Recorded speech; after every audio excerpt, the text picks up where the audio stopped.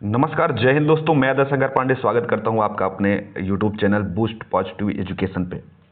तो जैसा कि आपको थंबनेल में ही ऊपर दिख रहा होगा कि आज हम जो डिस्कशन करेंगे वो संपूर्ण प्राचीन भारत का होगा, जिसमें कि हम 2 वीडियो लेके आएंगे। और ये इसमें जो पहला वीडियो हमारा ये जो जा रहा है, इसमें हम हड़प्पा से मौर्य तक के जो डिटेल्स हैं उनके बारे में देखेंगे। उनके बारे में हम लोग जानकारी इकट्ठी करेंगे कि आखिर क्या क्या चीज़ें हैं, कैसे थी हड़प्पन सभ्यताएं, किस तरह से कार्य कर रही थी, इनके बारे में। ठीक है। और उसके बाद मौर्य तक में क्या घटनाएं घटी, क्या नहीं घटी। दूसरी बात, एक चीज़ ये ध्यान में रखिएगा, 2 पार्ट में आएगा। जो पहला पार्ट है ये क्या नाम है, मौर्य तक। अगला पार्ट जो हम लेके आएंगे तो फिर हम वहाँ पे हर्षवर्धन तक की सारी डिटेल्स को हम लोग कंप्लीट कर लेंगे। और बहुत लंबा वीडियो हम लोग यहाँ पे बनाने वाले नहीं हैं, ठीक। ऐसा जिसमें कि सारे फैक्चुअल डिटेल्स जो आपके यूपी आरओ यारो एग्जाम में, साथ ही साथ यूपी पीसीएस या फिर किसी भी वनडे एग्जाम में आने वाले हैं, वो सारे यहाँ पे कवर हो जाएंगे। एक चीज़ को ध्यान रखिएगा, ये मेरी खुद की बनाई हुई नोट्स है, जिसमें मैंने हर तरह से हर एक बुक से, चाहे वो एनसीईआरटी हो, चाहे वो लूसेंट हो, चाहे वो जो भी स्पेशल बुक हो, या फिर मेरा द्वारा खुद का पढ़ा हुआ कोई भी बुक है, उनसे जो स्पेशल डिटेल्स निकल के आ रही थी, उन सारी डिटेल्स को मैंने एक तरह से बना लिया है और फिर मैं आपको उसको सामने से लाता हूँ। अगर आप इसको अच्छी तरीके से पढ़ेंगे तो ये मेरा पूरा वादा है कि आपका एंशिएंट हिस्ट्री से एक भी क्वेश्चन आपका बाहर नहीं जाएगा। अगर आप इस नोट्स को सही से बस पढ़ लेते हैं तब हो गया, ठीक है। तो बिना किसी देरी के हम लोग क्या करते हैं, चलिए शुरुआत करते हैं। सबसे पहले आपको यहाँ पे हम लोग हड़प्पा सभ्यता शुरू करिए। एक चीज़ और मैं आपको बताना चाहूँगा कि हम लोग क्या करेंगे ना, कि शुरू में जो चीज़ें हैं वहाँ से नहीं जाने वाले। जहाँ से आपके एग्जाम में क्वेश्चन आता है, जिसको हम लोग हड़प्पा बोलते हैं, हड़प्पा सभ्यता से ही आपके एग्जाम में प्रश्न पूछे जाते हैं। और उसके बाद से ही क्या होता है, ज़्यादातर प्रश्न आपके आते हैं। तो हम वहीं पे जाएंगे सीधा, और फालतू की चीज़ें लेकर के उसको बढ़ाने का कोई फायदा नहीं है। तो चलिए शुरुआत करते हैं सबसे पहले हड़प्पा सभ्यता से। तो यहाँ पे आपको डिटेल, यहाँ पे ये देखिए आपको डिटेल दिख रही होगी। अगर सही से ना दिख रही हो तो मैं थोड़ा सा जूम इन कर दे रहा हूँ ताकि आपको अच्छे से और दिखने लगे। देखिए यहाँ पे सबसे पहले इतिहास तथ्य में हम लोग हड़प्पा सभ्यता में जो डिस्कशन करेंगे, तो आपको पता है यहाँ पे मैंने ऊपर लिखा हुआ जॉन मार्शल और गॉर्डन चाइल्ड। इनका नाम इसलिए आपको याद रखना है क्योंकि हमको हड़प्पा सभ्यता से उत्पत्ति से रिलेटेड भी कुछ चीजें देखने को मिलती है जो आपके एग्जाम में प्रश्न पूछता है। तो जॉन मार्शल और गॉर्डन चाइल्ड ऐसे व्यक्ति हैं जो सिंधु सभ्यता, जिसको हम हड़प्पा सभ्यता बोलते हैं, उसकी उत्पत्ति मेसोपोटामिया की सुमेरियन जो सभ्यता है उससे मानते हैं। तो इनका ये मान के चलना है कि भैया अपनी हड़प्पा सभ्यता जो है वो सुमेरियन जो लोग थे उनके द्वारा आकर के यहाँ पे विकसित की गई, इनका ऐसा मानना है। यहाँ पे हम डिटेल में नहीं जाएंगे कि आखिर ऐसा है कि नहीं है, वो बात की बातें हैं जब हम प्रॉपर क्लास लेंगे हिस्ट्री की, तो वहां पे हम आपको बताएंगे। अभी तो हमारा फोकस ये है कि एग्जाम में कैसे प्रश्न आते हैं, इनको देखना। तो ऐसे प्रश्न पूछे जाते हैं तो याद रखिएगा, जॉन मार्शल और गॉर्डन चाइल्ड ये बात बोलते हैं। दूसरी बात 1826 की बात है, जब सर्वप्रथम क्या हुआ, चार्ल्स मैसन द्वारा ध्यान आकर्षित किया गया हड़प्पा के टीलों की तरफ, ठीक है ना। फिर 1853 से 56 के मंथ कनिंघम ने क्या किया था, इन टीलों का सर्वे किया। लेकिन कनिंघम को कुछ चीजें भी प्राप्त होती है, लेकिन वो क्या बोलता है कि नहीं ये फालतू की चीजें हैं, ये किसी सभ्यता की ओर संकेत नहीं करते, इसलिए वो ज्यादा ध्यान इधर नहीं देता। और वहीं पे फिर रेलवे लाइन का बिछाया जाना शुरू हो जाता है। तो यहाँ पे आप देखेंगे कि जॉन ब्रंटर और विलियम ब्रंटन, ठीक, हड़प्पा के टीलों से प्राप्त ईंटों का प्रयोग क्या करते हैं, लाहौर से कराची तक जो रेलवे लाइन बिछाई जाती है उसका उसमें प्रयोग कर देते हैं। अब आपको एक चीज यहाँ पे ध्यान देना है, आप समझ सकते हैं कि इसकी वजह से क्या हुआ। इसकी वजह से ये हुआ कि हड़प्पा के बहुत से जो स्मारक थे वो नष्ट हो गए, क्योंकि इन ईंटों का निकाल कर प्रयोग किया जाता रहा। लोगों को ये नहीं पता था कि किसी सभ्यता से संबंधित हैं, क्योंकि उस पर ज्यादा फोकस नहीं किया गया। आगे क्या बात आएगी, आगे एक जो फैक्चुअल डिटेल में आपके एग्जाम में पूछ सकता है, वो पूछेगा कि जॉन मार्शल जो व्यक्ति थे, जो ऊपर आपने देखा, जो सिंधु सभ्यता की उत्पत्ति सुमेरियन से मानते हैं, उन्होंने 1924 में इलिस्ट्रेटेड लंदन न्यूज में एक लेख प्रकाशित किया। उस लेख में उन्होंने सर्वप्रथम पहली बार सिंधु सभ्यता क्या दिया, नाम दिया हड़प्पा सभ्यता को। हड़प्पा सभ्यता को सिंधु सभ्यता नाम दिया। एक चीज याद रखिएगा कि हड़प्पा को हम हड़प्पा सभ्यता क्यों बोलते हैं, इसके पीछे का रीजन ये है क्योंकि सर्वप्रथम जब अपनी इस सभ्यता के स्थल की खोज हुई, जिसका उत्खनन हुआ, वो हड़प्पा नामक जगह पे हुआ। इसीलिए उस जगह के नाम पे पूरी सभ्यता का नाम ही हड़प्पा नाम रख दिया। सिंधु इसलिए नाम बोला जाता है क्योंकि सिंधु नदी के तट पर लगभग स्थल पाए गए, इसलिए इसको कांस्यकालीन सभ्यता भी बोलते हैं। कांस्यकालीन सभ्यता इसलिए हम लोग बोलते हैं क्योंकि यहां पे कांसे का प्रयोग किया गया, कांसे के बर्तनों को मिलाया गया, टीन और तांबा को मिला करके सर्वप्रथम किसी एक नई धातु को बनाया गया जिसको हम कांसा बोलते हैं, इसलिए हम कांस्यकालीन सभ्यता भी बोलते हैं। अगले पॉइंट पे आते हैं, ठीक है। इनकी पुस्तक आगे जॉन मार्शल ने एक पुस्तक और लिखी, मतलब इनकी पुस्तक जो ये लेख था, न्यूज था। और साथ ही साथ ये याद रखिए कि आप कभी भी पूछ लेता है कि मोहनजोदाड़ो एंड इंडस सिविलाइजेशन, इन्होंने विशेष रूप से मोहनजोदाड़ो पे क्या किया था, कार्य किया था। जो 1931 में इनकी ये बुक आई, ये किसकी लिखी हुई बुक है, तो जॉन मार्शल की लिखी हुई बुक है। इस चीज को याद रखिएगा, जॉन मार्शल ने क्या लिखा था, मोहनजोदाड़ो एंड इंडस सिविलाइजेशन नामक बुक लिखी थी। आगे चलते हैं, आगे गार्डन चार्ट ने सिंधु सभ्यता को प्रथम नगरीय क्रांति कहा था। तो आपसे क्वेश्चन पूछ लेता कि किस व्यक्ति ने प्रथम नगरीय क्रांति सिंधु सभ्यता को बोला था, तो गार्डन चार्ट ने बोला था। इनकी पुस्तक का नाम भी पूछ लेता, इनकी पुस्तक का नाम है द अर्बन रेवोल्यूशन, इनकी पुस्तक का नाम था। आगे चलते हैं, तो डीपी अग्रवाल नामक एक पुरातत्वविद थे, उन्होंने क्या किया, रेडियो कार्बन C14 के विश्लेषण के आधार पर हड़प्पा की तिथि का निर्धारण किया। तो आपसे हड़प्पा की तिथि के बारे में क्वेश्चन पूछता है, तो याद रखिए 2300 ईसा पूर्व से लेकर के 1750 ईसा पूर्व इसके बीच की तिथि मानी जाती है हड़प्पा सभ्यता की। इसको भी क्या करेंगे आप लोग, याद रखेंगे। आगे देखिए, बहुत सी चीजें हैं जो अलग अलग तरह से कार्य करती रही हैं। इसी तरह से आपको अगर पूछ ले कि रेडियो कार्बन C14 आखिर किसने इजाद किया इस विधि का, तो आप याद रखिएगा कि 1949 में विलार्ड फ्रैंक लीवी क्या नामक एक व्यक्ति थे, इन्होंने क्या किया, रेडियो कार्बन C14 विधि का इजाद किया। और 1960 में इसके लिए उनको क्या मिलता है, रसायन शास्त्र का नोबेल पुरस्कार भी प्राप्त होता है। अब आगे चलते हैं, हम लोग हड़प्पा स्थल पे चलते हैं। आपको पता है कि हड़प्पा सभ्यता बहुत ज्यादा विस्तृत है। ये मान लीजिए, ये वाला मान लीजिए, ये क्षेत्र है भारत, ये देखिए ये ऐसे भारत है। तो भारत की इस क्षेत्र में क्या हुई थी, लगभग हड़प्पा सभ्यता क्या हुई थी, विकसित हुई थी। ठीक, अब आप यहाँ पे एक चीज नोटिस करेंगे कि इस क्षेत्र में जब आप देखते हो तो यहां से लेकर के यहां तक क्या है, सभ्यता का विकास है। तो आप देखेंगे कि सबसे अगर उत्तरी हम स्थल देखें तो यहाँ पे आप देखेंगे कि मांडा है जो कि जम्मू कश्मीर में है, ये सबसे उत्तरी सीमा है। सबसे दक्षिणी सीमा पे जब आप आते हैं यहाँ पे, तो दैमाबाद जो महाराष्ट्र में आपको मिलेगा सबसे उत्तर में। यहाँ पे अगर आप सबसे उत्तर में आते हैं, पूर्व में आते हैं, तो आपको आलमगीरपुर देखने को मिलेगा जो उत्तर प्रदेश के अंदर है। वही सबसे पश्चिम में जब वेस्ट में आप आते हैं सबसे, तो सुतकागिंडोर नामक स्थल है जो बलूचिस्तान पश्चिमी पाकिस्तान वाला जो क्षेत्र है वहां पे स्थित है। तो याद रखिएगा, इस चीज को भूलिएगा बिल्कुल नहीं। ठीक, तो सबसे उत्तरी मांडा, सबसे दक्षिणी दैमाबाद, सबसे पूर्वी आलमगीरपुर और सबसे पश्चिमी स्थल कौन सा हो जाएगा, सबसे पश्चिमी स्थल आपका सुतकागिंडोर हो जाएगा। एक चीज और याद रखिए कि कालीबंगा, बानावली और राखीगढ़ी ये प्राक हड़प्पा सभ्यता के क्या है, स्थल है।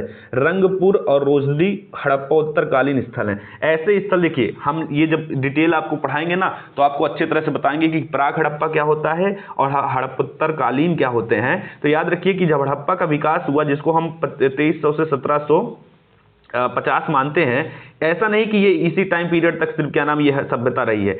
इससे पहले 2300 से पहले भी हड़प्पा सभ्यता का क्या हो रहा था, विकास हो रहा था। और उसके बाद भी हड़प्पा सभ्यता जब विनष्ट हो गई तो चलती रही 1750 के बाद भी। तो जो पहले की थी 2300 पहले के स्थल, उनको हम प्राक हड़प्पन बोलते हैं, और जो बाद 1750 के बाद भी चलते रहे उनको हड़प्पोत्तरकालीन स्थल भी बोलते हैं। तो आदि और कुछ डिटेल पे हम यहाँ पे आते हैं।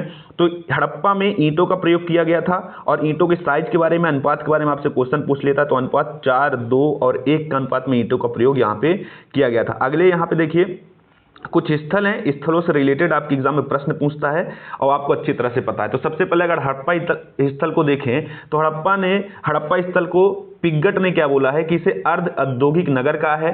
साथ ही हड़प्पा और मोहनजोदड़ो को एक विस्तृत साम्राज्य की जुड़वा राजधानी भी कहा है। किसने कहा है, पिग्गट ने हड़प्पा को अर्ध औद्योगिक नगर और साथ ही साथ मोहनजोदड़ो और हड़प्पा दोनों को एक विस्तृत साम्राज्य की जुड़वा राजधानी बोला है। अब ये हड़प्पा से कुछ क्या क्या चीजें प्राप्त हुई वो भी आप देख लीजिए। तो कब्र प्राप्त होता है जिसे हम R1737 बोलते हैं, संघ का बना बैल, उर्वरता की देवी, स्वास्तिक व चक्र के निशान, सीपी का पैमाना आदि क्या है हमको यहाँ से प्राप्त होते हैं। लेकिन सबसे बड़ी विशेषता इसकी क्या है, यहाँ पे अन्नागार का प्राप्त होना, जो सबसे बड़ा अन्नागार भी यहाँ से प्राप्त हुआ है हमको, ये चीज याद रखिएगा। दूसरी बात, हम जब मोहनजोदड़ो पे आते हैं तो मोहनजोदड़ो इसकी शासन व्यवस्था कैसी थी, तो राजतंत्रात्मक थी, राजतंत्रात्मक ना होकर के जनतंत्रात्मक थी, ऐसा भी हमको देखने को मिलता है। दूसरी बात, यहाँ से कुछ विशेष चीजें प्राप्त हुई, जैसे मातृ देवी की मूर्ति, सूती कपड़ा, और सबसे बड़ी ईंट का साक्ष्य हमको यहीं से प्राप्त होता है। ठीक है, तो ये कुछ इंपॉर्टेंट चीजें हैं जो यहाँ से प्राप्त होती हैं। साथ ही साथ आपको अच्छी तरह से पता है कि यहाँ से विशाल स्नानागार जो है, हमको मोहनजोदड़ो से स्नानागार भी प्राप्त होता है। ठीक ना, स्नानागार भी प्राप्त होता है। और एक चीज याद रखिए, इसका दूसरा नाम मोहनजोदड़ो को हमको मृतकों का टीला भी इसको बोला जाता है। ठीक है, मृतकों का टीला भी बोला जाता है। स्नानागार भी हमको प्राप्त होता है कहां से, मोहनजोदड़ो से, ये चीज भी याद रखिएगा। आगे चन्नूदड़ो नामक एक स्थल है, और चन्नूदड़ो नामक स्थल की खोज 1934 में एन गोपाल मजुमदार और इसका उत्खनन जो करता थे वो अर्नेस्ट मैके थे, जो 1935 में इसको करते हैं। ये एकमात्र स्थल है जहां पे वक्राकार ईंटें प्राप्त होती है। ये क्वेश्चन बहुत बार पूछा गया है कि वक्राकार ईंटें किस स्थल से प्राप्त हुई है, तो वक्राकार ईंटें हमको चन्नू दड़ों से प्राप्त होती, इसको भूलिएगा नहीं। वही यहाँ पे किसी भी तरह का कोई दुर्ग नहीं बनाया गया था। जैसे हर स्थलों में दुर्गों का निर्माण किया गया। जब मैं आपको अच्छी तरह से पूरी हड़प्पा सभ्यता का विश्लेषण करके बताऊंगा तब यहाँ पे, अभी हम फैक्चुअल डिटेल पे हैं, जो आपके एग्जाम में क्वेश्चन आ सकता है। मैं बार बार आपको यही चीज याद दिला रहा हूँ ताकि आपको ये न लगे कि सर बहुत चीजें मिस कर गए। मिस नहीं कर गए हैं, कुछ चीजें जो जरूरत की हैं उन पे ज्यादा फोकस है, बस हो गया। आगे चलते हैं। आगे आप देखेंगे कि यहां से मनका बनाने का कारखाना, साथ ही साथ अलंकृत हाथी, लिपस्टिक आदि हमको यहाँ से साक्ष्य प्राप्त होते हैं। अगला स्थल हमारा है कालीबंगा। कालीबंगा देखिए, इसको 1951 में अमलानंद घोष ने खोज किया। 1960 में बीबी लाल तथा बी के थापर द्वारा भी इसकी खुदाई की गई। यहाँ से हमको जुते हुए खेत के साक्ष्य प्राप्त होते हैं। यहाँ के भवनों का निर्माण कच्ची ईंटों से, जहाँ साथ ही साथ हमको 7 अग्निवेदिकाएं, बेलनाकार मोहरे और चूड़ियाँ हमको क्या होती हैं, कालीबंगा से प्राप्त होती है। साथ ही साथ हमको यहाँ से 100 अंत्येष्टि के क्या 3 विधियां भी हमको प्राप्त होती हैं। वो तीनों विधियों को मैं आपको बताऊंगा, अच्छे तरीके से पूरा एक्सप्लेन करूंगा जब हमारी प्रॉपर हिस्ट्री की क्लास चलेगी। तो आगे देखते हैं। यहाँ पे राखीगढ़ी नामक स्थल है, आपको दिख रहा होगा, हरियाणा के हिसार जिले में ये मिलता है। ग्लोबल हेरिटेज फंड ने इसे एशिया के 10 ऐसे स्थल की सूची में शामिल किया है जिससे नष्ट होने का क्या है, खतरा है। दूसरी बात, एक चीज ये भी याद रखेंगे आप कि ये पूरी हड़प्पा सभ्यता का सबसे बड़ा स्थल राखीगढ़ी ही है। इस चीज को याद रखिएगा, सबसे बड़ा स्थल कौन सा है, यही है। इस चीज को याद रखेंगे आप, इसको भूलेंगे नहीं। दूसरी बात, यहाँ पे रक्षा प्राचीर के साथ यहाँ से प्राप्त होते हैं और इस रक्षा प्राचीर की शुरुआत सूरजभान नामक पुरातत्वविद ने की थी। ठीक, आगे हम लोग आते हैं। आगे देखेंगे बनावली। तो आर.एस. बिष्ट ने 1973 में यहाँ से हमको हल आकृति वाले मिट्टी के खिलौने प्राप्त हुए हैं, मतलब मिट्टी का बना हुआ हल, तांबे का बाणाग्र, मिट्टी का हल तो हम बता ही चुके आपको। साथ ही साथ ये कहाँ है, तो ये हरियाणा के फतेहाबाद जिले में है। और दूसरी बात, यहाँ पे जल निकास प्रणाली का अभाव था। अब यहाँ पे जल निकास प्रणाली का अभाव था, हम आपको पूरी जल निकास प्रणाली हड़प्पा सभ्यता के बारे में अच्छे से पढ़ाएंगे, किस तरह हड़प्पा सभ्यता जल निकास प्रणाली के लिए फेमस थी।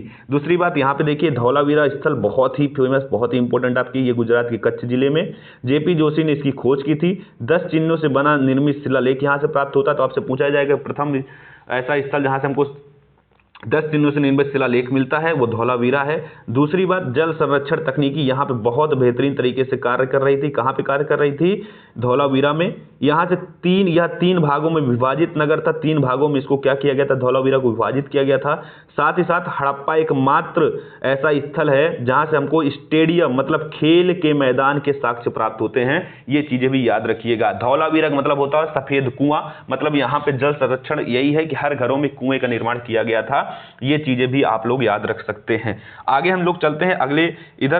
अब कुछ स्थल ऐसे हैं जिनको हमको सिर्फ देखना होता है कि आखिर कहाँ पे स्थल है, कौन से स्थल है, किस नदी के किनारे हैं, जो इंपॉर्टेंट है, बस हो गया। जैसे कि आप कोट दीजिए, देखेंगे सिंधु नदी के तट पे है और फजल अहमद पाकिस्तान सिंध प्रांत में इसकी खोज की गई। दूसरी बात, रंगपुर भादर नदी पे है, एसराव द्वारा गुजरात अहमदाबाद में स्थित है।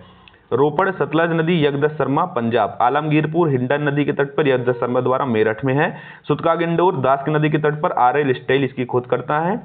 अब मकरान के समुद्र तट पर ये स्थित स्थल है। दूसरी बात, आगे हम लोग चलते हैं।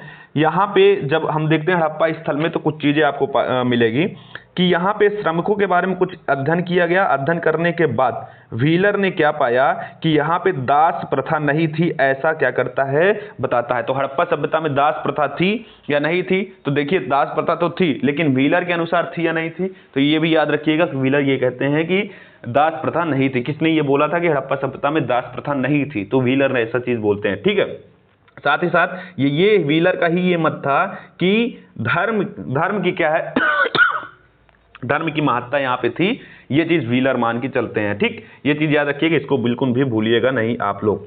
आगे हम लोग चलते हैं। आगे आप देखेंगे कि हड़प्पा सभ्यता में क्या है, लकड़ी के हल का क्या किया गया था, प्रयोग किया गया था। फावड़ा फाल हमको कहीं पे भी प्राप्त नहीं होता है। अब देखिए कुछ चीजें हैं यहाँ से। अब हड़प्पा सभ्यता समाप्त होनी शुरू हो जाती है, लेकिन उससे पहले कुछ इनकी विशेषताएं हैं, उनको हम देख लेते हैं। जैसे कुबड़ वाला सांड हड़प्पा सभ्यता की विशेष पूजनीय पशु था। दूसरी बात, पर्दा प्रथा, वेश्यावृत्ति यहाँ पे भी प्रचलित थी। तलवार से परिचित नहीं थे। लोथल और कालीबंगा से युग्म समाधियां हमको प्राप्त होती हैं, ठीक है। अब ये लोग व्यापार भी करते थे, तो सीसी का व्यापार कहाँ, सीसा या सीसी ईरान से, लाजवट का मेसोपोटामिया से, चांदी का क्या कहाँ से, अफगानिस्तान ईरान से। वहीं सोना कर्नाटक के साथ साथ अफगानिस्तान ईरान से भी पाते थे, और टिन भी अफगानिस्तान ईरान से आता था, तो इनका व्यापारिक केंद्र भी स्थल था। दूसरी बात, पतन हुआ हड़प्पा सभ्यता का, तो हड़प्पा सभ्यता के पतन पे कुछ लोगों का अपना अपना विचार है, कुछ लोगों का मत है। उन मतों को हम लोग क्या करते हैं, आइए देख लेते हैं। तो देखिए यहाँ पे गार्डन चाइल्ड और व्हीलर कहते हैं कि बाह्य आक्रमण, जो कि आर्यों का आक्रमण, जो वैदिक सभ्यता हम लोग पढ़ते हैं, वह मानते हैं कि हड़प्पा सभ्यता इसलिए पतन हो गया हड़प्पा सभ्यता का क्योंकि बाह्य आक्रमण हुए, और ये लोग लड़ाकू थे नहीं, ये सब लड़ाकू ज्यादा थे नहीं, यहाँ पे ध्यान इनका केंद्रित नहीं था, इसीलिए ये क्या हो जाते हैं, यहाँ पे हार जाते हैं और इनकी सभ्यता का पतन हो जाता है। वहीं जॉन मार्शल और अर्नेस्ट मैकके और SR राव क्या कहते हैं कि बाढ़ प्रतिदिन आती रहती थी, प्रत्येक समय पे बाढ़ आना क्या था, इस सभ्यता का विनाश का प्रमुख कारण था। क्योंकि ज्यादातर स्थल क्या थे, ज्यादातर स्थल ऐसे थे जो नदी के किनारे स्थित थे, और इन स्थलों में प्रायः बाढ़ आती रहती थी, जिससे लोग तंग आ गए और हड़प्पा के स्थल को छोड़ करके कहीं दूसरी जगह शिफ्ट हो गए। इस तरह इन सभ्यता का विनाश हो गया। वही अमलानंद घोष क्या बोलते हैं कि ये अमलानंद घोष R.L. स्टेन ये क्या कहते हैं कि भैया देखिए, जलवायु परिवर्तन एक मेन कारण था कि हड़प्पा सभ्यता के लोगों का पतन हो गया। क्यों? क्योंकि देखिए इन्होंने इतना ज्यादा शहरीकरण की ओर ध्यान केंद्रित किया कि जलवायु में परिवर्तन होने लगा इन क्षेत्रों में, और लोग मजबूरन अपने क्षेत्रों को छोड़ करके कहीं और शिफ्ट हो गए। लेकिन हम एक चीज को यहाँ पे नहीं मानेंगे पतन का कारण, हर जगह पे अलग अलग चीजें थी, तो एक चीज नहीं, हाँ हर चीजों का कहीं ना कहीं ज्यादा प्रभाव था एक विशेष जगह पे, ठीक है। तो मान सकते हैं कि इन सारी चीजों का प्रभाव था हड़प्पा सभ्यता के पतन में, ना कि एक चीजों का, ठीक। तो यहां से हमारी हड़प्पा सभ्यता क्या हो जाएगी, एक तरह से समाप्त हो जाएगी। अब हम लोग चलेंगे वैदिक सभ्यता की ओर। वैदिक सभ्यता के बारे में हम लोग क्या करेंगे, देखने का प्रयास करेंगे। तो हड़प्पा सभ्यता के बारे में देखेंगे, तो देख चुके हैं हम लोग, आपको चलेंगे वैदिक सभ्यता की ओर। तो वैदिक सभ्यता में सबसे पहले हम देखेंगे कि इसके साक्ष्य कहाँ से प्राप्त होते हैं। तो बोगज कोई नामक एक अभिलेख है, जहाँ एशिया माइनर नामक जगह पे है, वो प्राप्त होता है। वहां पे ऋग्वैदिक देवता, जिनको हम इंद्र, वरुण, मित्र, नासत्य बोलते हैं, इन 4 ऐसे देवता जो हमको यहाँ पे भी मिलते हैं, साथ ही साथ वहां पे भी देखने को मिलते हैं। इनके क्या होते हैं, साक्ष्य हमको दिखाई देते हैं। तो इस चीज को याद रखिएगा। ये है कि वैदिक कालीन सभ्यता के लोग आर्य जो थे वो क्या नाम है, बाहर से आए थे या नहीं आए थे, इसके बारे में एक तरह से प्रूफ है कि ये ऐसे देवताओं के नाम होगा। बोगज के अभिलेख जो एशिया माइनर में वहां से प्राप्त होता है, तो हम मान सकते हैं कि ये ऐसे देवताओं को हम लोग भी फॉलो करते हैं। तो माना जा सकता है कि ऐसे लोग कहां से आए, बाहर से आए हुए हैं, ठीक है ना। ये चीज हम क्या कर सकते हैं, यहां से देख सकते हैं। दूसरी बात, बाल गंगाधर तिलक उत्तरी ध्रुव और दयानंद सरस्वती तिब्बत और गंगानाथ झा ब्रह्मवर्षी देश क्या मानते हैं, उत्पत्ति मानते हैं इनकी। तो इस चीज को याद रखिएगा, ठीक है। ये चीज जो मैं आपको बता रहा हूं, ये आर्यों के आगमन से रिलेटेड है कि आर्य कहां से कैसे आते हैं, इस चीज को याद रखिएगा, ठीक ना। इस पे ये डिटेल है, लेकिन हम यहाँ पे आपको पहले ही बता रहे हैं कि जब प्रॉपर हिस्ट्री की क्लास पूरी लेंगे तब वहां पे हम आपको समझाएंगे। इतनी जल्दी टॉपिक आपके सारे कवर नहीं हो जाते हैं, लेकिन यहाँ पे कुछ फैक्चुअल डिटेल्स जो आपके एग्जाम में आती है, क्वेश्चन बनते हैं, मैं आपको बना के दिखाऊंगा। इसके बाद कराने के बाद आपको प्रश्न भी कराऊंगा तो वहां पे कैसे क्या आए थे, ये चीजों के बारे में हम लोग देख रहे हैं, ठीक। चलते हैं आगे। यहाँ से एक चीज देखिए कि सतलज से लेकर के यमुना तक वाला जो क्षेत्र है उसको ब्रह्मवर्त देश के नाम से जाना जाता है, याद कर लीजिए। मनुस्मृति में सरस्वती तथा दृष्टि नदियों के बीच के क्षेत्र को ब्रह्मवर्त बोला गया है। ये चीज अलग अलग लोगों का अलग अलग स्टेटमेंट है। मनुस्मृति में ऐसा ब्रह्मवर्त बोला गया है, वहीं पे सतलज से यमुना वाले क्षेत्र को ब्रह्मवर्त बोला जाता है, लेकिन मनुस्मृति में दूसरी चीजें बोली गई हैं। वहीं ऋग्वेद में जब आप पाते हो तो गंगा नदी का 1 बार और यमुना नदी का 3 बार क्या होता है, नाम हमको दिखा हुआ मिलता है। या एक वहतु नामक शब्द आपको मिलेगा, जो कन्या को दिया जाने वाला उपहार था, लेकिन यह दहेज से संबंधित नहीं था, यह भी याद रखिएगा। दूसरी बात, कन्याओं के संबंध में ही जो आजीवन अविवाहित रहती थी उनको आमाजू बोला जाता, तो आजीवन अविवाहित रहने वाली कन्याओं को अमाजू कहा जाता था। दूसरी बात याद रखिए कि भीषज शब्द का प्रयोग ऋग्वेद में मिलता है, और ये वैद्य के लिए प्रयोग होता था। वैद्य मतलब होता है जो क्या होते थे, वैद्य मतलब चिकित्सक के रूप में जो थे, उनको भीषज नामक शब्द से प्रयोग किया गया। वही भीषज अश्विन देवता को भी कहा जाता था, ये चीज याद रखिएगा। दूसरी बात यहाँ पे आप आएंगे देखेंगे कि कबीला होता था ऋग्वैदिक काल में, और कबीले का एक राजा होता था जिसे गोप बोला जाता था, जिसे क्या कहा जाता था, गोप बोला जाता था। वहीं अंदर पहनने वाले कपड़ा को नीवी बोला जाता था। जो लोग ऋग्वैदिक काल के थे वो जो अंदर कपड़ा पहनते थे उसको नीवी बोला जाता था। वहीं ऋग्वेद में कुछ सभा समितियों के द्वारा कार्य किया जाता था। तो समिति क्या थी, समिति थी सामान्य जनता का प्रतिनिधित्व करने वाली। वहीं इसके अध्यक्ष को ईशान बोला जाता था। तो समिति जो थी जिसके द्वारा कार्य वगैरह किए जाते थे उस टाइम पे, तो उसके अध्यक्ष को ईशान बोला जाता था। और यहाँ पे आम जनता जो सामान्य जनता थी वो इसका प्रतिनिधित्व करती थी। दूसरी बात सभा भी थी, ठीक ना, सभा थी। तो सभा में जो संभ्रांत लोग होते थे ऋग्वैदिक कालीन के लोग, वो क्या करते थे, वो उसका प्रतिनिधित्व करते थे। दूसरी बात, दशराग युद्ध के बारे में आपने सुना होगा, जो परिष्णवी रावी नदी के तट पे, जिसको हम परिष्णवी बोलते हैं, रावी नदी के तट पे 10 कबीले एक तरफ और एक कबीला एक तरफ था, जिसको हम भरत जन का कबीला सुदास बोलते हैं, और 10 कबीला एक अलग था, उनके मध्य हुआ था। इसका उल्लेख हमको 7वें मंडल में मिलता है, जिसमें राजा सुदास की जीत होती है, भरत जन कबीले की जीत होती है। दूसरी बात, सूत, रथकार, कम्मादी नामक अधिकारी रथनी कहे जाते थे। स्पष्ट जनता की गतिविधियों को देखने वाला गुप्तचर होता था, मतलब स्पष्ट नामक शब्द गुप्तचर के लिए प्रयोग किया गया। वही व्यापार हेतु तो दूर दराज जाने वाले व्यक्ति को क्या कहा जाता था, पणी कहा जाता था। क्या कहा जाता था पणी कहा जाता था। और पणी लोग जो थे ये क्या थे, ये पशुओं की चोरी के लिए भी कुख्यात थे। दूसरी बात याद रखिए, ऋग्वेद में किसी भी तरह के न्यायाधिकारी का उल्लेख नहीं किया गया है।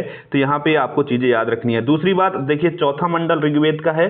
चौथा मंडल कृषि संबंधी कार्यों की चर्चा करता है, और कृषि संबंधी कार्यों में ही सिर्फ एक ऐसा यव है जो ऋग्वेद में हमको मिलता है, एक ऐसा अनाज है जिसको हम यव बोलते हैं, जो आगे चल के जौ के रूप में फेमस हुआ, उसका वर्णन हमको ऋग्वेद में मिलता है, बाकी और किसी भी अनाज का वर्णन नहीं मिलता है। दूसरी बात, उर्दर शब्द अन्न मापन के जो बर्तन थे उनके लिए प्रयोग किया जाता था। वहीं कपास का उल्लेख हमको ऋग्वेद में नहीं मिलता है। दूसरी बात, गायत्री मंत्र जो है आपको पता है विश्वामित्र के द्वारा रचित है गायत्री मंत्र, और विश्वामित्र ने इसकी रचना की, आपको अच्छी तरह से पता है। और ये हमको जो तीसरा मंडल है वहां पे क्या कहता है, ऋग्वेद के दिखाई देता है। वहीं सोम जो कि पेय के देवता है, ठीक है ना, सोम एक तरह से पेय था और सोम देवता भी है, इसका वर्णन हमको 9वें मंडल में क्या होता है, ऋग्वेद के दिखाई देता है। ठीक, यहाँ पे एक चीज याद रखिएगा कि कुछ ऐसे देवता थे जो बहुत फेमस थे, उन देवताओं के बारे में ऋग्वेद में चर्चा की गई है। तो ध्वंस जो देवता थे वो ऋग्वैदिक कालीन देवता में सबसे प्राचीन है। ध्वंस को आकाश का देवता, जिनको हम बोलते हैं आकाश के देवता के रूप में जाना जाता था, ठीक है ना, आकाश के देवता के रूप में, अंतरिक्ष के देवता जिनको बोले जाते थे, ठीक है। यहाँ पे एक चीज याद रखिए कि ऋग्वेद में कुछ देवताओं का बहुत बार वर्णन है, चर्चा है। तो उसमें सर्वप्रथम जो आते हैं इंद्र को 250 सूक्त क्या है ऋग्वेद में समर्पित है। अग्नि दूसरे नंबर पे है जिनको 200 सूक्त समर्पित हैं। वही वरुण तीसरे नंबर पे आते हैं जिनको 30 सूक्त क्या है ऋग्वेद में समर्पित है। इस चीज को याद रखिएगा। ये अलग अलग देवता अलग अलग कार्यों के लिए फेमस थे। इंद्र आपको पता है कि वर्षा, जल, बिजली, तूफान का देवता बोला जाता था। इनको पुरंदर भी कहा गया है ऋग्वेद में, ठीक है। वरुण को ऋतस्य गोपा कहा जाता है, जो जल निधि का प्रतिनिधित्व करने वाले देवता थे। साथ ही साथ ऋत, नियम, नीति का भी जो पालन करवाने वाले देवता थे वो वरुण के नाम से ही फेमस थे। आगे चलते हैं, यहाँ पे देखिए कुछ दर्शन है, जैसे कि यहाँ पे देखिए कुछ दर्शन और उनके प्रवर्तक आपके एग्जाम में बहुत बार पूछा गया, इसको याद कर लीजिए। 1 लाइनर में है लेकिन बहुत बार पूछा गया, ऐसे ही मैचिंग आ जाएगी। सांख्य दर्शन के जो प्रवर्तक हैं वो कपिल हैं, पूर्व मीमांसा के जैमिनी, उत्तर मीमांसा के बादरायण, वही वैशेषिक के कड़ाद को माना गया है। आगे यहाँ पे देख लीजिए कुछ प्राचीन नाम है जिनका क्या होता है, कुछ प्राचीन नाम है जिनका वर्णन हमको अलग अलग जगह पे दिखाई देता है। यहाँ पे देखिए लांगर या सिर हल को बोला जाता था, सीता हल की बनी नालियों को, अनस बैलगाड़ी को, कुशीद ऋण लेने व बलि देने की प्रथा संबंधित था, पर्जन्य सब बादल और ब्रिक बैल के लिए प्रयोग किया गया। कुछ नाम है जो प्राचीन नाम और आधुनिक नाम आपके एग्जाम में जरूर पूछता है, तो उनको आप लोग क्या करेंगे, याद कर लेंगे। आगे देखिए कि ऋग्वैदिक काल में हमको मूर्ति पूजा के साक्ष्य नहीं मिलता है। यहाँ तक कि ऋग्वैदिक कालीन जो विशेष बातें हैं जो आपके एग्जाम में आ सकती हैं, हमने क्या किया, नोट डाउन कर लिया, देख लिया है सारी चीजों को, ठीक है। यहाँ पे एक चीज और याद रखिएगा कि गाय को अघन्या बोला गया है, गाय के लिए शब्द प्रयोग हुआ है। गाय क्या था, अघन्या गाय को बोला गया है, मतलब ना मारे जाने योग्य पशु ऋग्वेद में ऐसा चर्चा मिलती है। दूसरी बात, ऋग्वैदिक लोगों के लिए गाय सबसे पवित्र जानवर थी, गाय का थी सबसे पवित्र जानवर थी। वहीं घोड़ा उनका क्या था, घोड़ा उनका सबसे प्रिय जानवर था। प्रिय क्या था? प्रिय पशु था। तो एक चीज याद रखिए, घोड़े के साक्ष्य हमको कहाँ नहीं मिलते हैं? घोड़े के दांत के साक्ष्य मिलते हैं, लेकिन बहुत ज्यादा प्रचलित नहीं था घोड़ा हड़प्पा सभ्यता में। लेकिन घोड़ा प्रिय पशु के रूप में ऋग्वैदिक कालीन जो आ रहे हैं या वैदिक कालीन जो लोग हैं उनके लिए हो जाएगा। इस चीज को याद रखिएगा। आगे चलते हैं, उत्तर वैदिक कालीन कुछ डिटेल हम देख लेते हैं, इससे भी आपके एग्जाम में प्रश्न आता है। तो उत्तर वैदिक काल में आप देखोगे इसको हम चित्रित धूसर मृदभाट संस्कृति के रूप में क्या करते हैं? जानते हैं। दूसरी बात, यहाँ पे कुछ ब्राह्मणों की रचना हुई। शतपथ ब्राह्मण जो है ये रेवा नर्मदा नदी और सदा नीरा नदी की चर्चा करता है। दूसरी बात, ऐतरेय ब्राह्मण 4 वर्णों के कर्तव्यों का वर्णन मिलता है। इसी में ब्राह्मण पुत्री को कृपण कहा गया है। क्या कहा गया है? ब्राह्मण की पुत्री को कृपण कहा गया है। आपको पता है कि जब हम लोग आपको बताएंगे कि 10वां मंडल ऋग्वेद का 10वां मंडल कौन सा? ऋग्वेद का 10वां मंडल किस? 10वां मंडल का पुरुष सूक्त। क्या? पुरुष सूक्त जो है 10वें मंडल के पुरुष सूक्त में वर्ण व्यवस्था की उत्पत्ति की बात कही गई। किसकी? वर्ण व्यवस्था की उत्पत्ति की बात कही गई है, जिसमें वर्ण व्यवस्था में हम क्या पाते हैं कि 4 वर्ण थे। 4 वर्ण सबसे ब्राह्मण, क्षत्रिय, वैश्य, शूद्र। ये पहले कर्म पे आधारित थे। उत्तर वैदिक काल में आते आते ये जन्म आधारित वर्ण व्यवस्था हो जाएगी। तो ये याद रखिएगा, ये भी इंपॉर्टेंट पॉइंट आपके लिए रहेगा। वहीं एक चीज याद रखिए कि मनुस्मृति में 8 प्रकार के विवाह की चर्चा की गई है। ठीक है, वही सबसे पहले अगर आपसे एग्जाम में पूछे कि 4 आश्रमों की चर्चा सबसे पहले हमको कहां पे मिलती है, तो 4 आश्रमों की चर्चा हमको मिलती है जबालो उपनिषद में। कहां पे? जबालो उपनिषद में दिखाई देती है। वहीं राजा की दैवी उत्पत्ति का सिद्धांत ऐतरेय ब्राह्मण से ही आया। दूसरी बात, राजा का राज्याभिषेक राजसूय यज्ञ से संपन्न होता था, जिसका विस्तृत वर्णन कहां मिलता है? शतपथ ब्राह्मण में मिलता है। ये सारे पॉइंट आपको याद रखने हैं, इनको नोट्स बना लीजिए, लिख लीजिए, ऐसे ही एग्जाम में आपके प्रश्न आते हैं। वही शतपथ ब्राह्मण में ही मृत्यु की चर्चा, पुनर्जन्म के सिद्धांत का उल्लेख, मोक्ष की चर्चा अगर आप देखोगे तो आपको उपनिषदों से मिलती है। ठीक है, तो मतलब मृत्यु की चर्चा कहां से? शतपथ ब्राह्मण से। पुनर्जन्म के सिद्धांत का उल्लेख शतपथ ब्राह्मण से। वही मोक्ष जैसी चीजें हमको उपनिषद से प्राप्त होती है, जिसको आगे चल के बुद्ध भी क्या करेंगे? अपनाएंगे। वही आप यहाँ पे देखिए कि आरण्यकों में क्या था? वैदिक कर्मकांडों की निंदा की गई है। वहीं शतपथ ब्राह्मण में स्त्रियों को अर्धांगिनी बोला गया है, पुरुषों का। वहीं आप देखोगे कि यज्ञ की तुलना टूटी हुई नाव से मुंडको उपनिषद में की गई है। एक चीज और याद रखिए कि कौशाम्बी नगर में प्रथम बार पक्की ईंटों का प्रयोग किया गया था। ये भी आपसे पूछ सकता है उत्तर वैदिक काल में। अब यहाँ पे देखिए कुछ क्या है, वेद है और वेद से रिलेटेड कुछ घटनाएं एग्जाम में आपसे पूछ लेता, तो यहाँ पे ये याद रखिए। ऋग्वेद है, ऋग्वेद में 1008 सूक्त हैं, साथ ही साथ 10,580 मंत्र हैं। ठीक है, इसकी मूल लिपि ब्राह्मी है। इसके जो पुरोहित थे उनको होत्र बोला जाता था। 8वें मंडल के हस्तलिखित जो हाथ से लिखी हुई ऋचाओं को खिल कहा जाता है। दूसरी बात, इसके कुछ ब्राह्मण हैं जिनको ऐतरेय और कौशिकी ब्राह्मण के रूप में जाना जाता है। तो ऋग्वेद से संबंधित ये डिटेल याद रखिएगा। सामवेद, उसके बाद हम आते हैं यजुर्वेद में। यजुर्वेद के पुरोहित को आधार्य बोला जाता था। यज्ञों के नियम, बलि के नियम आदि, मतलब कर्मकांड पे आधारित जो वेद है वो कौन सा वेद है? कर्मकांडी आधारित वेद यजुर्वेद को बोला जाता है। वहीं आप यहाँ पे देखिएगा तैतरीय तथा शतपथ ब्राह्मण में हमको क्या कहा गया है? कुछ डिटेल यहाँ पे दी गई है। तैतरीय एवं शतपथ ब्राह्मण, इसके क्या है?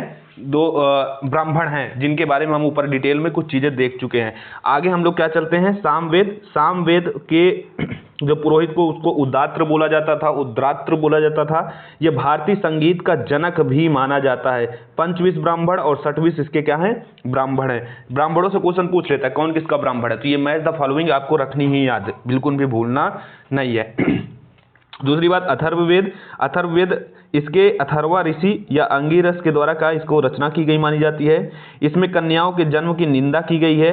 वही सभा समिति की प्रजापति की 2 पुत्रियां हैं, ऐसा अथर्ववेद में बोला गया है। वही अथर्ववेद की शाखाओं जिसमें शौनक और पप्पलवाद है। वही गोपद इसका क्या है?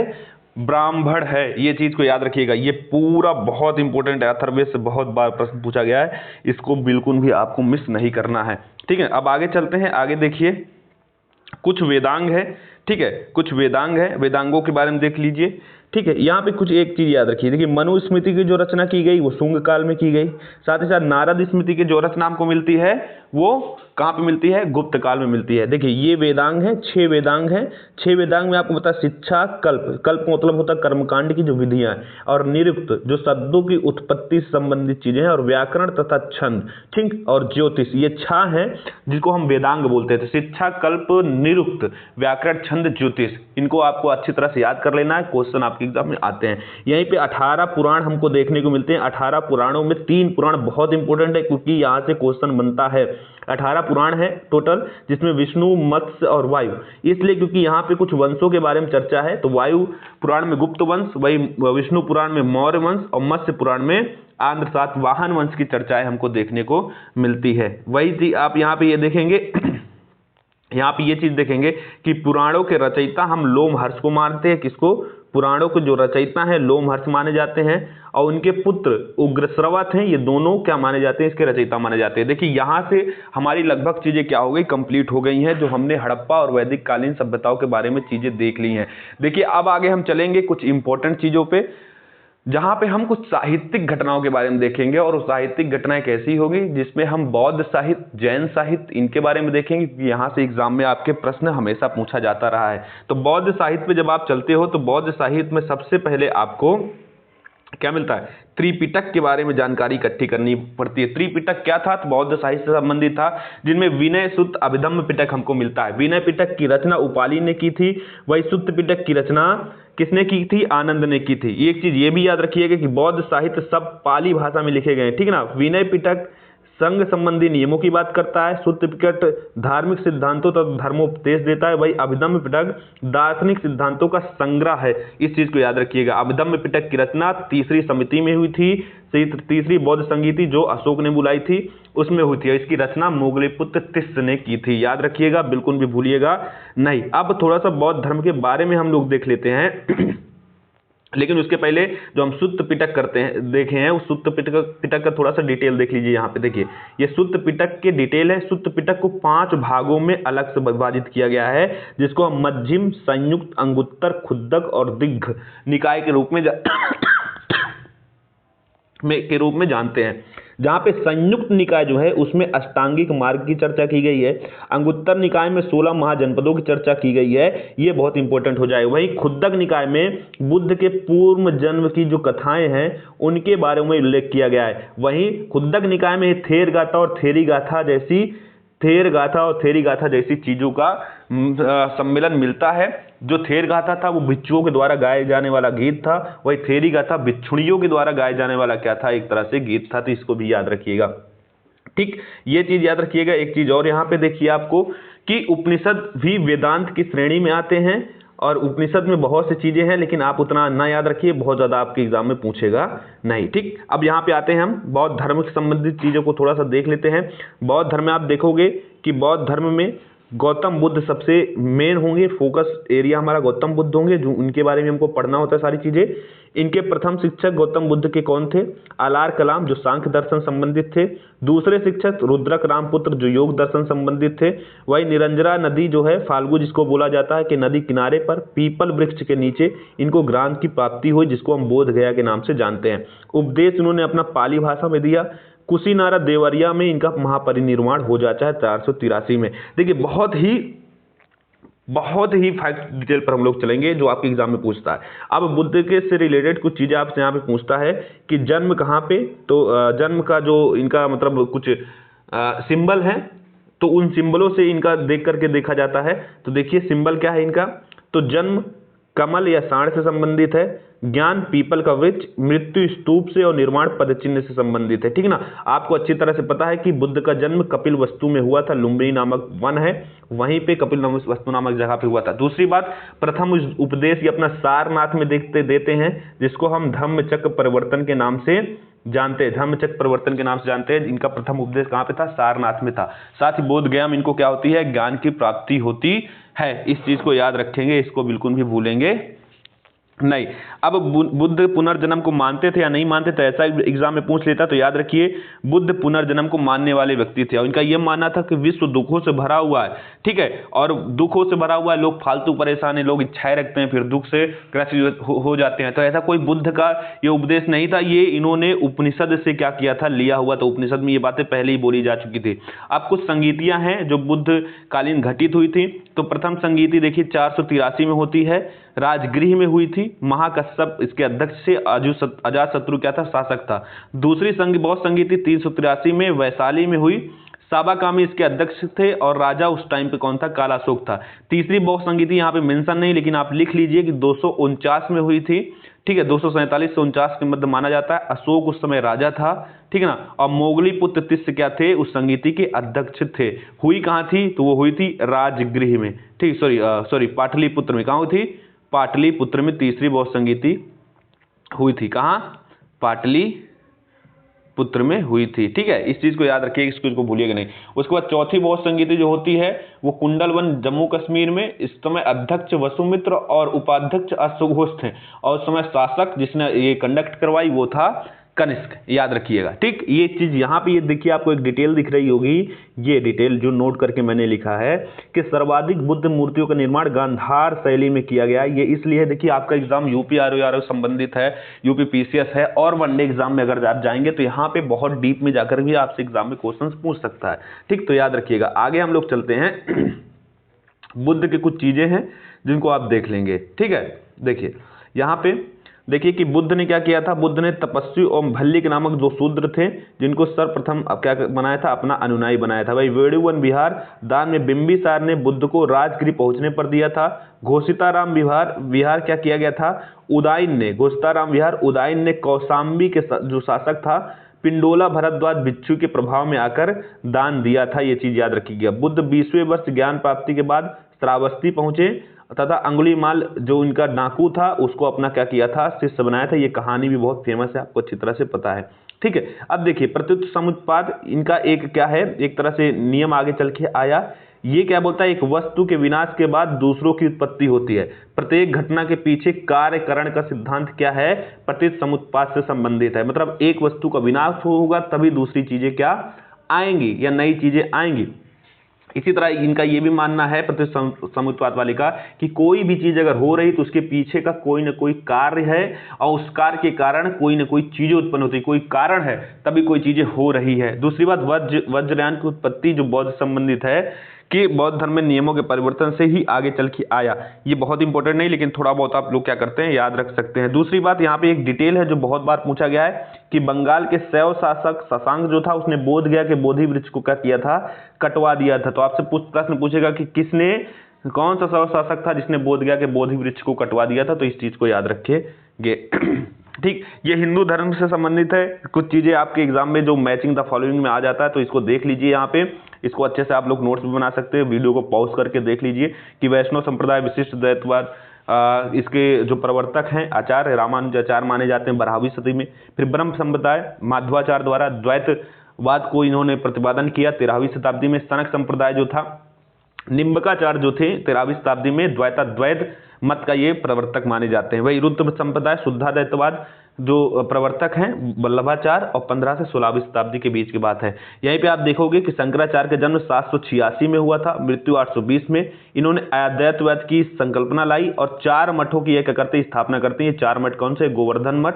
शारदा मठ, ज्योतिषपीठ और वेदांत मठ। कौन कौन से कहाँ पे है, तो गोवर्धन मठ कहाँ पे है, जगन्नाथपुरी में, शारदा मठ द्वारका में, ज्योतिषपीठ बद्रिकाश्रम में और वेदांत मठ सिंगरेरी में है। तो मतलब 4 जगहों पे 4 तरह से चीजों को स्थापित करते हैं। अब देखिए हम यहाँ पे जैन धर्म के बारे में आ गए हैं। कहाँ पे, जैन धर्म के बारे में आ गए हैं। देखिए कुछ डिटेल हैं जिनको हम लोग देख लेते हैं, ऐसा नहीं है कि नहीं देखते, लेकिन कुछ फैक्चुअल डिटेल्स से ही बार बार रिपीटेड क्वेश्चन आते हैं, तो वहां पे आपको फोकस रहना बहुत जरूरी है, ना कि सारी चीजों को आप बार बार देखें। जरूरी ये है कि मेन चीजों को बार बार पढ़ें, उनको बार बार याद रखें, तभी आपका काम आगे बन पाता है। जैन धर्म से संबंधित देखिए यहाँ पे ये कुछ चीजें हैं, इनको आप लोग नोट कर सकते हैं कि जैन धर्म प्रवर्तक महावीर स्वामी, इनका जन्म कुंड ग्राम वैशाली में त्रिशला माता और सिद्धार्थ इनके क्या थे, पिता थे। वज्जी संक ज्ञातक कुल के जो मुखिया भी थे। इनकी पत्नी का नाम यशोदा था। प्रियदर्शना जिनको अड़ुज्जा भी बोला जाता था, इनकी बेटी थी। दूसरी बात, इनको क्या नाम है, साल वृक्ष के नीचे जो जिम्भिक ग्राम है वहां पे इनको ज्ञान प्राप्त होता है। पावापुरी में मृत्यु हो जाती है। जहां मल्ल राजा सुष्टपाल के यहाँ जाते हैं वहीं पे इनकी मृत्यु हो जाती है। इन्होंने जैन धर्म के कुछ दर्शन है जिनको हम अनिकांतवाद, सप्तभंगीय साधवाद और नववाद के नाम से जानते हैं। अनिकांतवाद मतलब ये था कि बहुरूपता का सिद्धांत, मतलब आप अकेले नहीं हैं, बहुत चीजें हैं, बहुरूपता में चीजें चल रही हैं, अकेले कभी हो ही नहीं सकते आप। वहीं सप्तभंगीय या साधवाद को सापेक्षता का सिद्धांत के रूप में देखा गया है। वहीं नववाद आंशिक दृष्टिकोण का प्रतिपादन माना जाता है। यहाँ पे देखिए कुछ जैन धर्म में कुछ जो महर्षि आए, तीर्थंकर आए, तीर्थंकर बोला जाता था। तीर्थंकरों से संबंधित कुछ चीजें हैं जो आपके एग्जाम में पूछ लेता है। जैसे कि सबसे पहले वहां पे हम जाए, एक चीज और याद जान लीजिए कि जैन धर्म में आप देखते होंगे एक दिगंबर होते हैं, एक श्वेतांबर होते हैं। तो ये देखिए, ये डिटेल मैंने यहाँ पे बहुत छोटे में मेंशन किया। अगर आप इसको पढ़ लेंगे तो आपको चीजें क्या हो जाएंगी, क्लियर हो जाएंगी कि मैं किसकी बात कर रहा हूँ। ये यहाँ पे देखिए, यहाँ पे आप देखेंगे तो आपको ये पता चलेगा कि यहाँ पे देखिए भद्रबाहुर दक्षिण भारत में चले जाते हैं। कब? मगध में अकाल पड़ता है। अकाल पड़ने के कारण ये दक्षिण भारत की तरफ चले जाते हैं। बोलते हैं कि भैया अकाल कैसे हम निपटेंगे, तो अकाल को पूरा करने के लिए कि अकाल जब तक है तब तक चलते हैं, दक्षिण भारत चले जाते हैं और वहाँ पे बिना वस्त्रों के रहते हैं और बिना वस्त्रों के रहते हैं, नग्न रहते हैं, इसलिए इनको दिगंबर बोला गया। आगे मगध में ही रहने वाले जो लोग थे, ठीक, उनको श्वेतांबर बोला गया। ठीक, इन्हीं के मध्य में विवाद हो जाएगा जो स्थूल बाहु के नेतृत्वकर्ता में होंगे। तो भद्रबाहु स्थूल बाहु के मध्य में विवाद होगा और श्वेतांबर और दिगंबर दो चीजों में क्या हो जाएगा, जैन धर्म भी बढ़ जाएगा। जैसे कि महायान और हीनयान में कौन बढ़ता है, बुद्ध धर्म बढ़ता है, बौद्ध धर्म बढ़ता है। उसके पीछे के कुछ, बुद्ध को कुछ लोग मान रहे थे देवता, कुछ लोग कह रहे थे नहीं बुद्ध एक इंसान ही है, बस अच्छे वक्ता थे, दार्शनिक थे। इस रूप में हीनयान और महायान में बढ़ जाएगा। महायान वाले लोग क्या करेंगे, बुद्ध को देवता मान के उनके मूर्तियां बनाना शुरू कर देंगे और उसकी पूजा पाठ शुरू कर देंगे। जबकि हीनयान वाले क्या करते थे, बुद्ध को देवता नहीं मानते थे और ना ही मूर्ति पूजा का समर्थन करते थे। ये चीज को याद रखेंगे आप लोग। दूसरी बात याद रखिए कि कुछ संगीतियां हुई हैं बहुत जैन धर्म से संबंधित। तो जैन धर्म की 3 संगीतियां हुई हैं, जिसमें पहली संगीति पाटलिपुत्र में हुई, स्थूलबाहु के क्षेत्र उसमें। दूसरी संगीति हुई 513 ईस्वी में, जिसको वल्लभी गुजरात में जो घटित हुई। इसके अध्यक्ष थे नागा अर्जुन। ये 2 जगहों पे होती है, एक गुजरात वल्लभी में, एक मेरठ में होती है। तो जो अध्यक्ष दोनों जगहों के अलग अलग थे दूसरे संगीति के। जो मेरठ में हुई संगीति जैन धर्म की, वो उसके अध्यक्ष थे कौन, स्कंदन। वही क्या नाम है, जो वल्लभी में हुई उसके अध्यक्ष कौन थे, नागार्जुन थे। ठीक है, इस चीज को याद रखिएगा, इस चीज को भूलिएगा नहीं। वही तीसरी बहुत संगीति कहाँ पे होती है, वल्लभी में ही होती है, गुजरात में होती है। तो 3 संगीतियां हैं, इनको याद रखिएगा डिटेल से। ठीक है, अब ये देखिए कुछ शैव संप्रदाय संबंधित चीजें हैं, इनको भी थोड़ा सा आप ध्यान दीजिए। देखिए तीसरी बहुत संगीति के बारे में मैंने यहाँ पे लिख रखा है, तो आप इसको क्या करिए, यहाँ पे से नोट डाउन कर लीजिए कि वल्लभी सभा तीसरी जैन संगीति का नाम था वल्लभी सभा द्वितीय। ठीक है ना, इसका ये कहाँ पे हुआ, वल्लभी गुजरात में आयोजन हुआ। इसके अध्यक्ष देवाधिश्री क्षमा श्रमण इसके क्या थे, अध्यक्ष थे। शैव संप्रदाय के बारे में अगर आप देखेंगे तो शैव संप्रदाय को 4 भागों में बांटा गया, पाशुपत, कापालिक, कालामुख और लिंगायत। इनकी अलग अलग विशेषताएं हैं। सबसे प्राचीन इसमें से पाशुपत है। लकुलिश इसके संस्थापक माने जाते हैं और शिव के 18वें अवतार के रूप में भी लकुलिश को देखा जाता है। वहीं कापालिक इष्ट देव इनके भैरव थे। दूसरी बात, कालामुख वाले लोग क्या थे, ये शरीर पर चिता भस्म लगाते हैं। वही लिंगायत सबसे मेन है, जिसपे क्वेश्चन आपसे बहुत ज्यादा पूछ लेता है। तो वीर शैव संप्रदाय भी इसको कहा जाता है। इसके प्रवर्तक अल्लभ प्रभु तथा वासव, जिसको हम बसवन्ना बोलते हैं, को माना जाता है। दूसरी बात आप यहाँ पे ये देखेंगे कि इसे क्या जंगम भी कहा जाता है। शून्य संपादने इनका क्या है, प्रमुख धार्मिक ग्रंथ है। वही एक चीज याद रखिए, मसेंद्र नाथ को नाथ संप्रदाय की स्थापना के रूप में माना जाता है तथा प्रचार प्रसार गोरखनाथ के समय क्या हुआ था। दूसरी बात, कुषाण शासकों ने की मुद्राओं पर शिव एवं नंदी की क्या मिलती है, अंकन हमको प्राप्त होता है। तो यहाँ से आपको क्या हो गया, कुछ चीजें याद हो गई जो बहुत ज्यादा इंपॉर्टेंट थी, हमने उनको देख लिया है। आगे देखिए यहाँ पे अब हम लोग मगध साम्राज्य की तरफ चलेंगे, क्योंकि हमने बौद्ध जैन साथ ही साथ कुछ ब्राह्मण जो धर्म थे उनको भी हमने देख लिया। कुछ सांस्कृतिक रूप में जो विशेषताएं उनको भी हमने देख लिया।